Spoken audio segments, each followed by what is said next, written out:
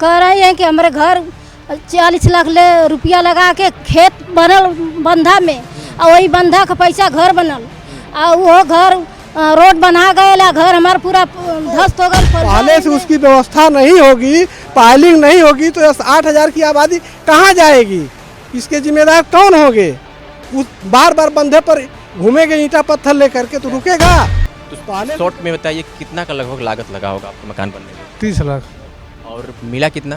1,20,000। जांच के नाम पर उसके बाद कोई भी अधिकारी लेखपाल तक नहीं, झूठा भी नहीं आया कि कितने का गिरा है, क्या है उसका। तो हम लोग फ़ोन किए तो बोले कि परवेश लाल की 27 तारीख को दिनेश लाल आएंगे, निरहू जी, आप लोग अपना समस्या कहिएगा।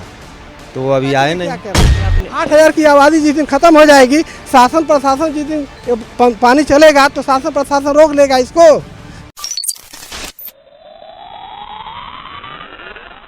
मैं इस वक्त मौजूद हूँ उत्तर प्रदेश के आजमगढ़ जनपद में, और जिस क्षेत्र में मौजूद हूँ यहाँ के सांसद दिनेश लाल यादव उर्फ निरहुआ हैं, जो कभी अभिनेता हुआ करते थे, आज भी हैं, लेकिन आज नेता बन करके यहाँ की जिम्मेदारी को संभाल रहे हैं।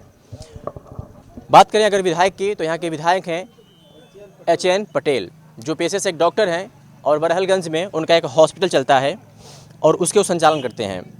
पीछे जो हमारे यहाँ पे तस्वीर देख रहे हैं, ये एक घर की है जो इस बार आई बाढ़ की विभीषिका में जमींदोज हो गया है। तस्वीरें काफ़ी भयानक हैं। आप देख सकते हैं कि जिस घर का हालत ये रहा होगा, एक संयोग था, कोई जनहानि नहीं हुई है, लेकिन ये जो तस्वीरें हैं किसी की मेहनत पर, जो पाई कमा करके मेहनत करके इकट्ठा किया था और उसे एक सुंदर सा मकान अपने लिए आशियाना बनाया था कि हमारे बाल बच्चे इसमें आराम से पढ़ेंगे और हमारा जीवन गुजर बसर आराम से होता रहेगा। लेकिन बाढ़ की विभीषिका ने इसको जमींदोज कर दिया। इस पूरे मुद्दे पर बात करेंगे और आपको बताएंगे, आप भी एक बार सोच करके हैरान रह जाएंगे कि मतलब ये हो क्या रहा है भारतीय जनता पार्टी की सरकार में, और यहाँ के जिम्मेदार कर क्या रहे हैं। यहाँ के जिस मकान के जो मालिक हैं उनसे हम बात करेंगे और समझेंगे कि इस इतनी बड़ी घटना होने के बाद उनको मिला क्या। कहाँ गए भैया? अच्छा, ये जब पिछली बार बाढ़ आई थी, वैसे तो ये देवरांचल इलाका है, बाढ़ की विभीषिका से आप लोग हमेशा परेशान रहते हैं और कुछ ना कुछ नुकसान होता ही रहता है। मुझे लगता है कि बहुत ज़्यादा नुकसान होता है। मुझे चाचा एक बात बताइए कि ये जो पीछे का जो मकान बना हुआ है, कब और कैसे गिरा और कितनी लागत से बना था और मिला क्या आपको? यह मकान जो बना था 3 तल का 45 फीट ऊंचा मकान बना हुआ था हमारा, और बगल वाला मकान 2 तल था, वो भी 30 फुट कम लमसम ऊंचा रहा होगा। और हम लोगों को मकान ढह गया, सामान भी पूरा नहीं निकल पाया, प्रशासन ने यहाँ रोक दिया। और हम लोग, प्रशासन क्यों रोका था सामान निकालने के लिए? निकालने की वजह से अगर आप लोग सामान निकाल रहे हैं तो इसमें दब जाएंगे, मर जाएंगे, तो जिम्मेदारी प्रशासन की बढ़ जाएगी। अच्छा, इसलिए प्रशासन मना कर दिया था। और दिया हमको 1,20,000 रुपया। लगा कितना था? अरे लगने की बात तो छोड़ दी, जो कुछ तो आइडिया होगा चाचा ना? हम जो, मुझे तो लगता है कि 4-5 लाख के सामान ही होंगे आपके इसमें। हम जब आज से 13 साल पहले मकान बनवाए थे RCC, तो उस समय 22 लाख रुपया हमारा लगा था उस समय, 13 साल पहले। और 1,20,000 हमारा, कई लाख रुपए का हमारा सामान उसमें सब नदी में चला गया, बाद में टूट करके गिरा। आप यहाँ देखेंगे दिन नहीं है, इसके नीचे सामान नदी में उसी तरह से दबा पड़ा हुआ है। तो अब शासन से जितना हम लोगों को हो सका उतना हम लोग यहाँ के सबसे बड़े अधिकारी जिला अधिकारी महोदय हैं, और लिखित रूप से हम लोग उनको जा करके सपा जिलाध्यक्ष हवलदार यादव के नेतृत्व में जा करके हम लोग आवेदन दिए। लेकिन वह कहे कि जो हमसे होना था, जो हमारे अधिकार का था, वो हम 1,20,000 रुपया के रेट से दे दिए हैं। तो अध्यक्ष जी ने कहा कि शासन तो दे सकता है, कहना शासन को भेज देंगे, अपना शासन को भेज दिया। और शासन का प्रशासन और अधिकारी ने कोई जांच करने के लिए आए, न 1 रुपया मिला, न इसके बदले ज़मीन के बदले। आज तो ऐसी स्थिति किसके स्थान पर मकान बन सकता है? आप अपने आंखों से देखिए कि इस स्थान पर भी मकान बन सकता है। शासन को तो यह किया जाए कि इसके बदले उस आदमी को ज़मीन दिया जाए, लेकिन शासन ने तो यह भी नहीं किया। हम लोग क्या कर सकते हैं? स्थानीय सांसद तो कहते हैं कि हमारा आजमगढ़ बदल रहा है, हम विकास की गंगा बहा रहे हैं। तो ऐसी स्थिति में कभी उनसे आप लोगों ने मिला, मुलाकात किया? सांसद तो बहुत कुछ कहते हैं, फिर बाढ़ आएगी, भीषण बंधे पर एक दिन दौड़ा कर देंगे। अगर हम गलत कह रहे हैं तो आप भी सोचिए कि उस घटना के बाद सांसद भी नहीं आए, सांसद जी उसके बाद नहीं आए। सांसद जी मकान ध्वस्त होने के पहले बंधे पर रन किए थे। 27 तारीख को सुना गया था कि 27 तारीख को आएंगे, लेकिन 27 तारीख को नहीं आए। बाढ़ जब इस वक्त यहाँ पे आई थी, काफ़ी सब पानी डूब गया था। हमने इसका कवरेज भी किया था, दिखाया था हम लोगों ने। तो क्या उस वक्त भी सांसद जी आकर के कोई इस नहीं, तरह यहाँ तो नहीं, उससे पहले बंधे पर अपना दौरा किए थे और उसके बाद चले गए। उसके बाद 2-1 दिन के बाद हम लोग का मकान गिर गया। अच्छा, क्या लगता है कि आपकी सरकार हेल्प नहीं करती है? क्या वजह हो सकती है?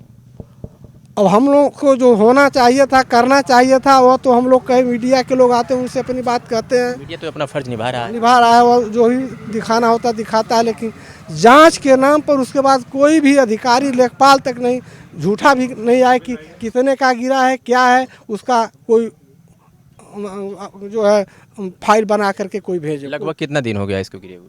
लगभग 15 सितंबर की दिन में। तो अभी आप लोगों की जो स्थिति है, खाने पीने, रहने, उठने, बैठने की, वो कैसे आप लोग मैनेज करते हैं? अरे भाई, अब हम कहते हैं कि कहीं न कहीं जो है बिताना ही पड़ेगा। कि जाहिर सी बात है, अगर ये मकान गिर गया है तो ये लोग किराए पे अपना गुजर बसर कर सकते हैं, कहीं भी यहाँ पर रह सकते हैं और जीना तो है ही है। कुछ लोग और बात करेंगे।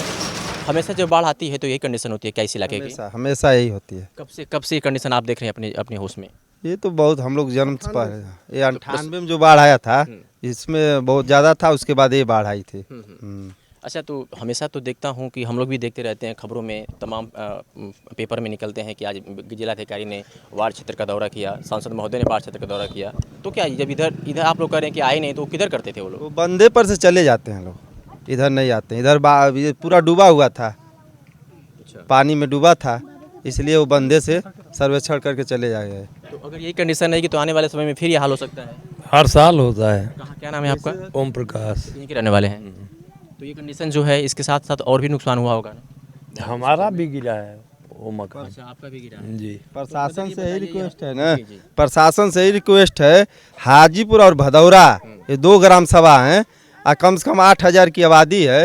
ये जैसे यहाँ नदी किनारे रिंग बंधा रितुआ नहीं, पाइलिंग नहीं किया गया पत्थर का, तो ये पूरा गांव एकदम यहाँ से खत्म हो जाएंगे, बेघर हो जाएंगे। हाँ, बस 2 महीने बाद, जो जून है, 15 जून से बाढ़ आ जाएगी। मित्र, एक बात बताइए, दिनेश लाल यादव तो जहाँ भी जाते हैं, कोई जैसे फिल्म शूटिंग करते हैं, वहाँ पे एक सभा लगा देते हैं, जनसभा लगा देते हैं, लोगों की बातों को सुनते हैं, जन समस्याओं को सुनते हैं। तो क्या इस दौरान कभी आप लोगों ने उनसे मुलाकात नहीं की? इधर आए नहीं थे वो। आप लोग कभी जिला मुख्यालय गिरा तब से वो आए नहीं इधर। उनके कार्यालय भी आप लोग कभी नहीं गए? हम लोग एक दिन बात किए थे उनके भाई से, प्रवेश लाल से, तो जो पुल का सामान जा रहा था वापस, तो हम लोग फ़ोन किए तो बोले कि प्रवेश लाल की 27 तारीख को ये दिनेश लाल आएंगे, निरहू जी, आप लोग अपना समस्या कहिएगा। तो वो अभी आए नहीं। क्या लगता है कि आजमगढ़ में सांसद दिनेश लाल यादव बढ़िया काम कर रहे हैं या फिर लापरवाही है? लापरवाही है ना, हम लोगों का बताइए, पूरा घर कट जाएगा, कहाँ हम लोग जाए। क्या लगता है इस बार चुनाव वोट मांगने आएंगे तो आप लोगों की क्या मांगे होगी उनसे?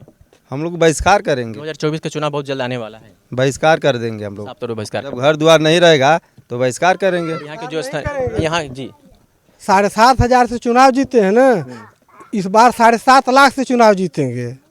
7,500 के जगह पर मतलब व्यंग है। बैंक क्या है? अब ये कहे थे कि हम कितना विकास करेंगे, तो 7,500 से चुनाव जीते हैं। अब जो 24 में लड़ेंगे, अगर भगवान कृपा उनको टिकट मिलेगा, तो 7.5 लाख की लीडिंग करेंगे दिनेश लाल। में हवाई अड्डा बनवा रहे हैं, आजमगढ़ को गोरखपुर से जोड़ रहे हैं, बहुत कुछ कर रहे हैं। हमारे लिए जब नहीं कुछ कर रहे हैं, यहाँ के लिए नहीं करें, तो हम क्या कहें? क्या युवाओं के लिए फिल्म सिटी बनवा रहे हैं यहाँ पे। अरे भाई, युवाओं के लिए करें तो हमारे मकानमा के लिए क्या कर रहे हैं? यहाँ की जनता के लिए क्या कर रहे हैं? 8,000 की आबादी जिस दिन खत्म हो जाएगी, शासन प्रशासन जिस दिन पानी चलेगा तो शासन प्रशासन रोक लेगा इसको। पहले से उसकी व्यवस्था नहीं होगी, पाइलिंग नहीं होगी, तो 8,000 की आबादी कहाँ जाएगी?